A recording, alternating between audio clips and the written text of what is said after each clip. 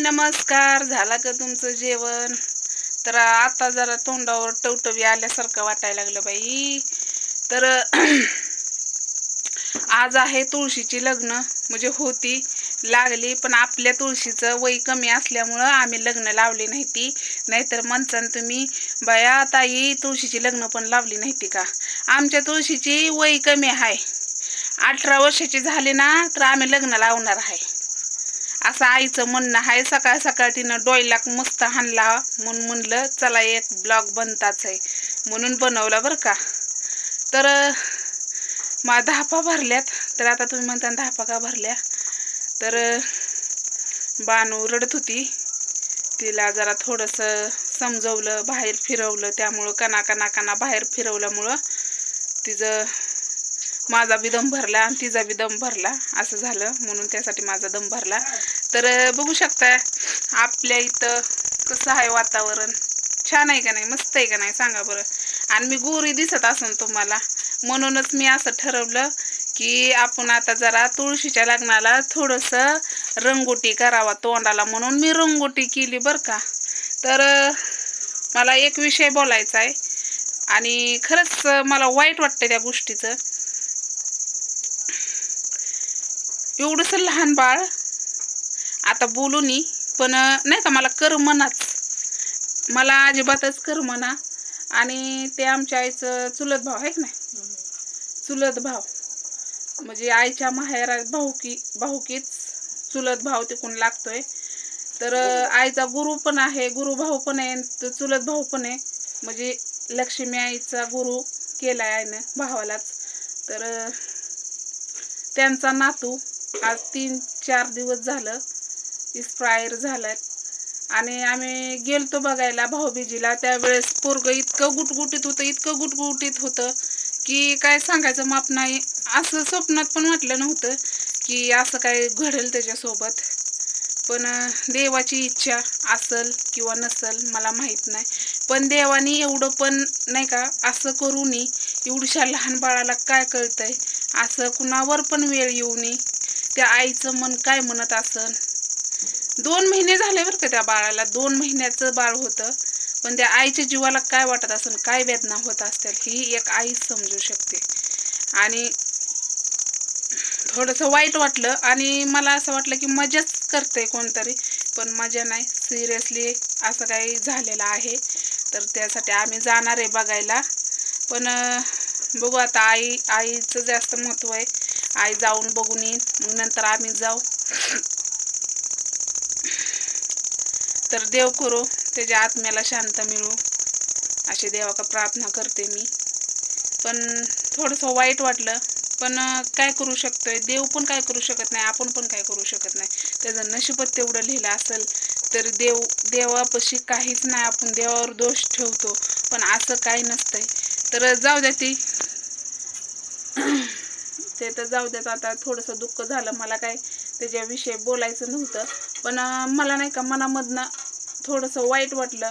थोडंसं म्हणजे लय जास्त वाईट वाटलं की अरे बापरे, आपण त्या बाळाला बघून आलोय आणि अचानक असं होऊच शकत नाही. पण झालं तसं, दुर्दैव असं म्हणावं लागेल की झालं. ती वेळ काळाची वेळ असेल या आईवर. तर त्या आईचा आत्मा किती काय म्हणून रडत असेल. 5 धारा पाजलेल्या, भरपूर अशा काही गोष्टी.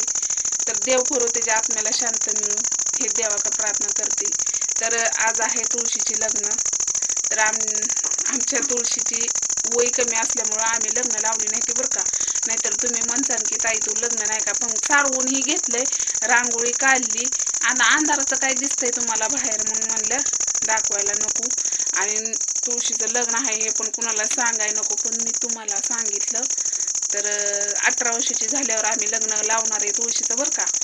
तुम्ही सगळ्यांनी या भावा बहिणीनं लग्नाला. तर आज जरा ठणठणीत असा आवाज निघला माझा, म्हणजे तब्येत मला बरे झाले, टेन्शन जरा कमी झालं माझं, म्हणजे बऱ्यापैकी असं टेन्शन कमी झालं.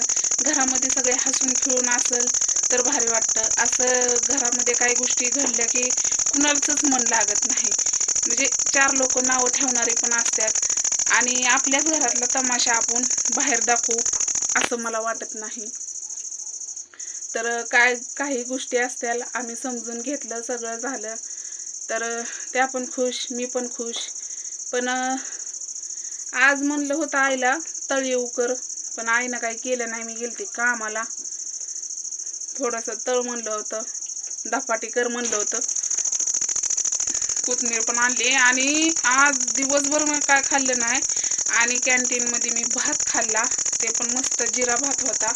इतका भात खाल्ला म्हणता की नाही का, चव पण आली तोंडाला न भारी पण वाटलं. जरा भात चव लागल्यामुळं मी जास्त जेवण केलं आणि त्याने माझं जिरं नाही जातं, जेवणच जिरं नाही, असं नाही का, नुसतं ढसढस व्हायला लागले आणि असं उमाशा घामाशा जीव व्हायला लागलाय. पण असं नाही की ते शिळा पण भात नव्हता, ताजा भात होता. पण होतं तसं, जास्त खाण्यात आल्यावर पण होतं. पण थोडंसं मी अंग टाकेल, मला बरं वाटेल. आणि पाणी पिते ना मी, पाणी लय वड चालली माझी, पाणीच प्यायला लागली मी मरणाचं. त्यामुळं माझं पोट असं नाही का जास्त जेवण केल्यासारखं व्हायला लागलंय मला. तर जरा बरं वाटेल आता. तर बानू रडायला लागली, तिचं काहीतरी दुखत असेल, तर आता तिला उद्या औषधं आणावं लागते नाही. पण आता उद्या आई जायची, उद्या काय आता घरगुतीच औषध करावं लागेल. आणि घरगुती जास्त मी करत असते.